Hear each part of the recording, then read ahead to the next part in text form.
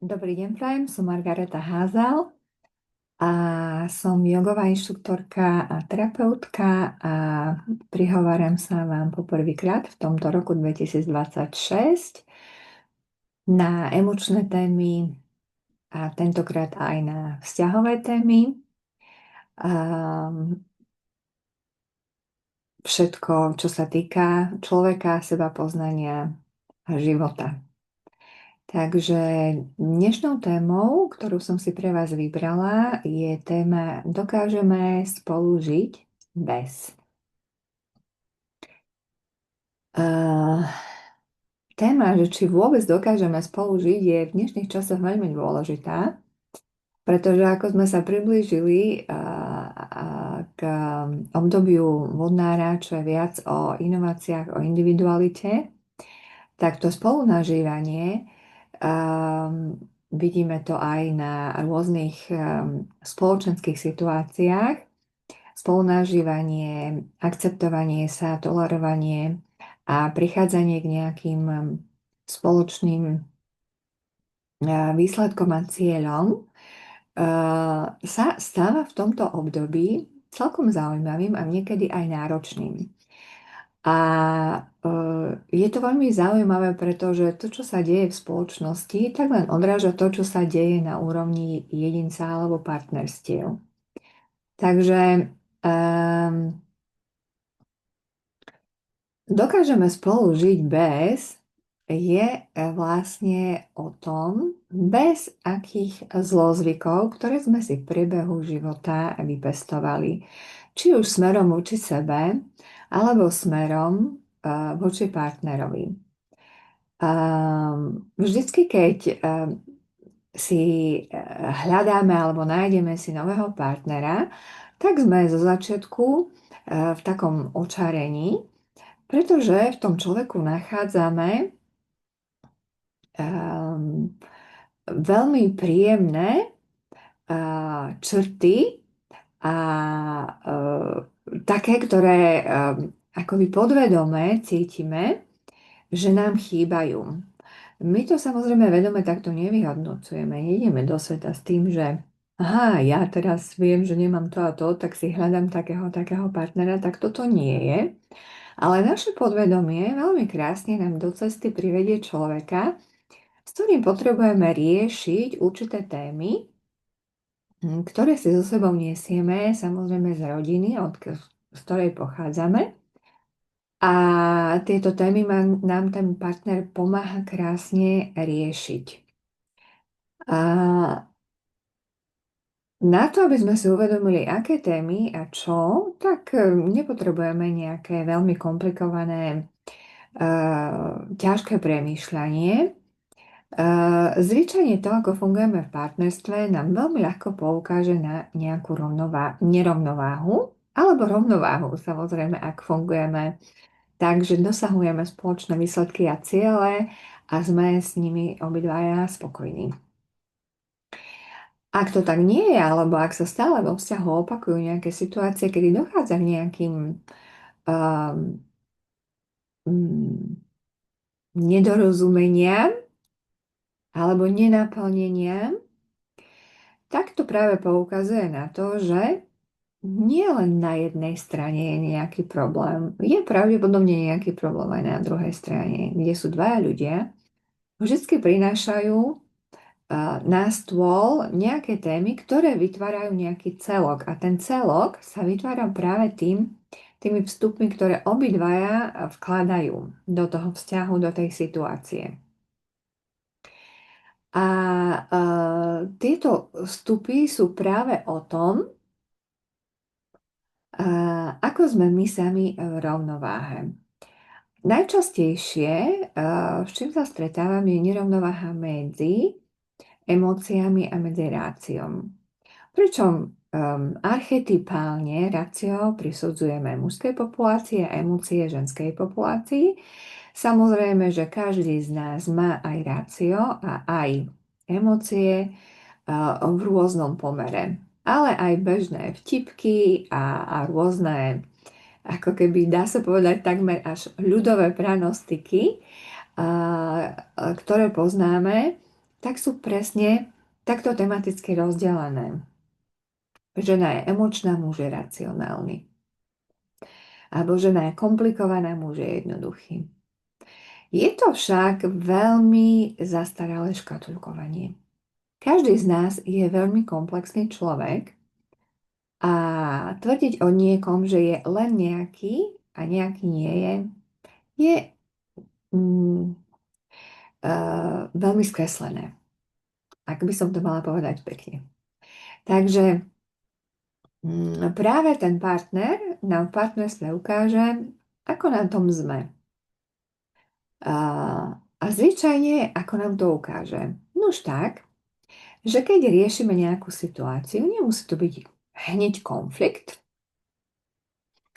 ale situáciu, kde sa snažíme dopracovať k nejakému cieľu, tak jeden z partnerov pristupuje k tomu emočne a druhý pristupuje k tomu logicky. Čo nám takáto situácia hovorí? Nuž, hovorí nám to, že v tejto situácii jeden človek prejavuje len emócie a druhý len logiku. Prečo?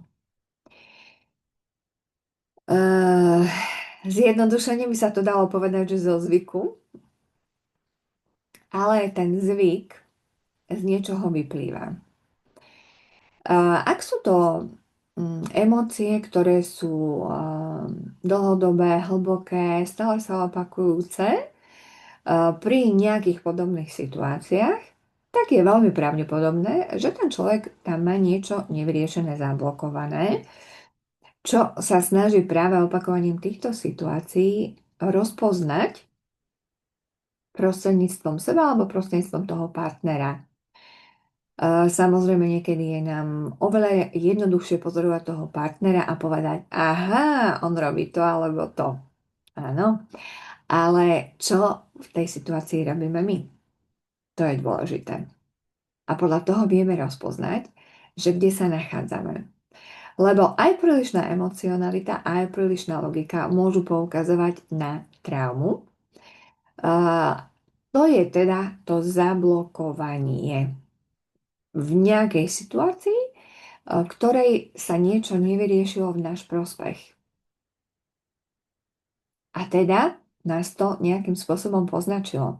Zostalo tam niečo, kde sme sa necítili alebo nezostali po tejto situácii celiství. A túto necelistvosť stále reprodukujeme cez nejaké podobné situácie. A ten partner nám to práve pomáha krásne ukázať. A teraz vrátim sa k tomu. Keď je v dvojici jeden príliš emočný, môže to znamenať alebo poukazovať práve na zablokovanú emóciu, s ktorou stále ten človek bojuje tým, že ju stále reprodukuje. A ten druhý človek, ak nedokáže tú emóciu nejakým spôsobom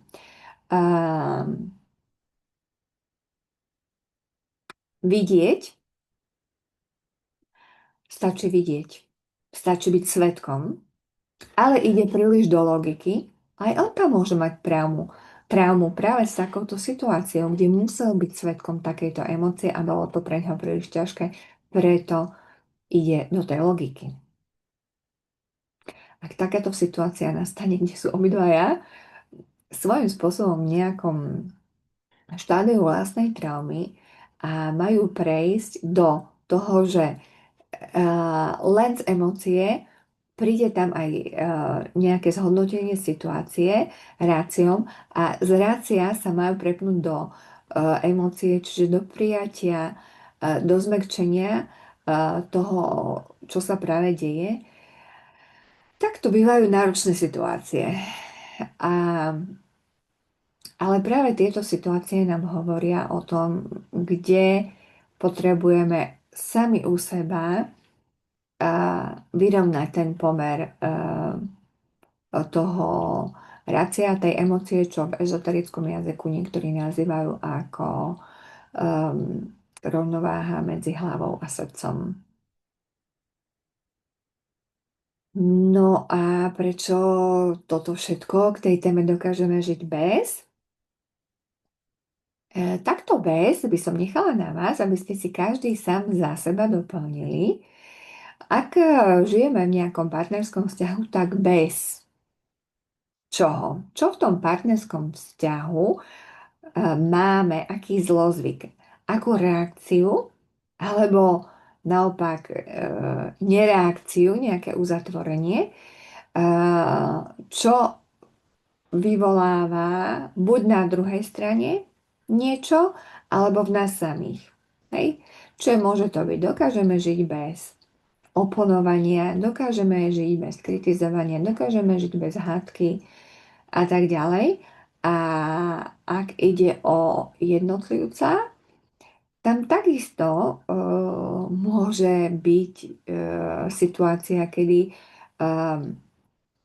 sa môžeme spýtať samých seba, že dokážem žiť bez kritizovania samého seba? Lebo zvyčajne je to tak, keď máme veľmi kritického partnera, to znamená, že mm, na nejakej úrovni sme na seba veľmi kritickí. Kritickosť súvisí s perfekcionalizmom a to zasa súvisí s tým, že sa necítime dosť dobrí. A takto môžeme ísť ďalej. A prečo sa necítime dosť dobrí? Lebo kedysi sme sa v detstve dozvedeli, že keď sme robili to a to, keď sme boli prirodzení, boli sme sami sebou, tak našim rodičom sa to nepáčilo a povedali nám buď ticho. Alebo čokoľvek. Ej. Čiže e, takto môžeme sa dopátrať k tomu, čo je pre nás nefunkčné. Veľmi často sa stretávam s nefunkčnosťou, kedy žena riadi, muž sa podriaďuje. Prečo? Prečo je to tak? Je to možno pohodlnejšie pre obidve strany. Lebo zvyčajne ženy hovoria, no než by som si to mala urobiť sama, tak teda čakať na to, kým to urobí on, tak si to urobím sama. Ale na druhej strane, čo ma to stojí?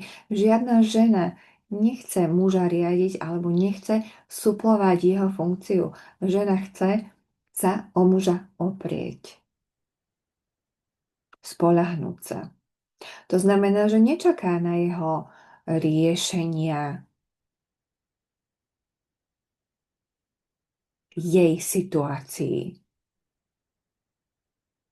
Čaká, že sa k nejakým spoločným situáciám postaví tak, že môže sa na neho spoľahnúť. A to sa nemôže, keď ho musí riadiť. A musí ho riadiť preto, lebo muž nepreberá zodpovednosť. Z jej pohľadu, samozrejme. A prečo muž nepreberá zodpovednosť? Pretože sa to tak naučil, že mal matku, ktorá preberala zodpovednosť a jemu už bolo len povedané, ty urob to a to. Samozrejme, na začiatku vzťahu sú to nejaké vyhovujúce dynamiky, ktoré ale v dôsledku stáleho opakovania sa tieto dynamiky nie sú zdravé. Hej? A keď sa stále opakujú sa preto, aby sa vyriešili, aby sa zmenili, aby sa ten partnerský vzťah, a nielen vzťah, ale aj tí ľudia v tom partnerskom vzťahu nejako posunuli. Takže pretože nás tieto zlozvyky posúvajú do nejakých rolí, ktoré nám vyhovovali v nejakom období nášho života, ale nemôžu nám vyhovovať stále. Pretože sa meníme, pretože sa spoznávame, pretože spoznávame toho partnera, pretože naše okolie sa mení.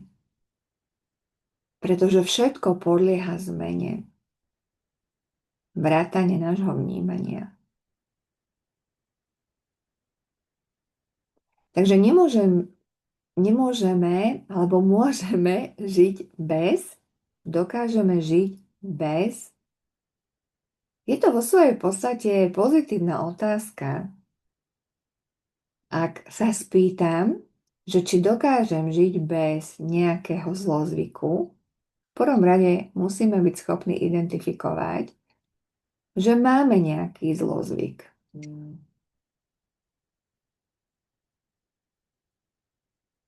A keď si položíme na to pozitívnu otázku, či dokážem bez toho žiť, a úprimne si odpoviem, možno, že si odpoviem, že nedokážem, že je to teraz potrebné v mojom živote. Alebo že možno, že niekedy nebude, ale v tejto chvíli to je potrebné.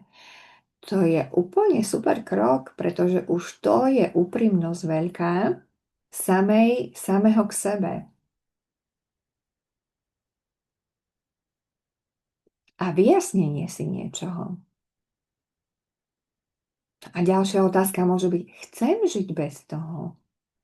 A keď si už na to odpoviem, že áno, a potom je to úplne ďalšie veľmi výborné vyjasnenie si toho, že niekde sa nachádzam, ale chcem byť niekde inde.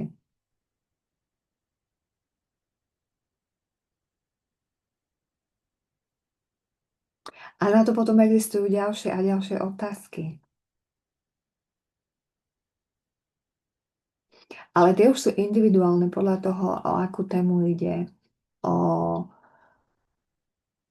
aké obdobie nášho života a tak ďalej. Ak by ste mali záujem hlbšie toto preskúmať sami u seba, tak môžete si u mňa objednať coaching, konzultáciu, akokoľvek si to nazvete pre seba, liečenie, terapiu. A link na to bude nižšie uvedený pod týmto videom a keď na neho kliknete, je to cez Calendly, je to v angličtine, ak preferujete slovenský nejaký rezervačný systém alebo rozprávanie priamo, môžete ma aj priamo kontaktovať na mail alebo na telefónne číslo, ktoré tiež bude uvedené. A kto rád rieši veci cez telo, tak vás pozývam samozrejme na zajtrajšiu jogu o 17:40 v štúdiu Santoša. Tentokrát už od tohto roku tieto jogové hodiny budú trvať 75 minút.